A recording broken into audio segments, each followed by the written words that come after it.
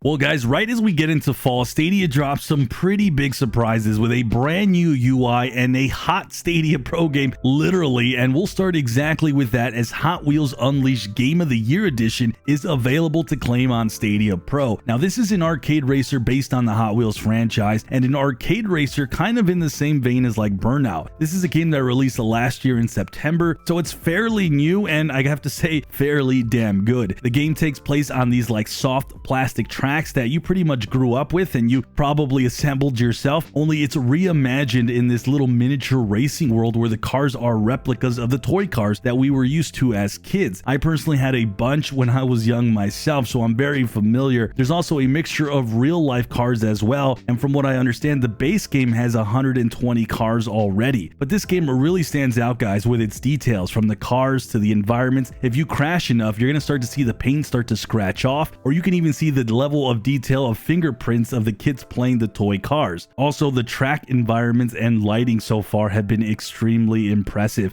I ended up getting to play one game in 4K resolution on Stadia, and it's just really insanely fun. Easily one of the best pro games to launch this year in 2022 for Stadia. The mixture of the fast and fluid gameplay, plus at the same time pretty much being simple enough to pick up right away. I really felt like that was the chef's kiss overall. And if that wasn't enough, guys, there is a 2-player split screen for some local gameplay. There's also a full-blown track editor, and all around this is just a great game for all ages. Kids will probably know about Hot Wheels, at least I think in 2022, or at least us old farts can get nostalgic enough while having a blast with this one. The Game of the Year edition also brings in a crap ton of new cars and new tracks, and really just a ton of content to dive into. As I said, this is now claimable via Stadia Pro, so no cost if you have the sub. Make sure you guys go to the Stadia store and claim it right away. With that, guys, we have another big piece of news here, and that is that there's a new Stadia UI rollout. Now, this is slowly being rolled out to everyone, so that means not everyone's going to have access right away. That's including myself. I had to steal some screenshots from the folks over at Stadia Dosage, so shout out to them. But immediately, you guys can tell this is just much cleaner, and it gives out a lot more information. You can see the game trials, public parties is now at the forefront, which I think this is a seriously underutilized feature on Stadia. There's also new icons for questions that people might have regarding the platform,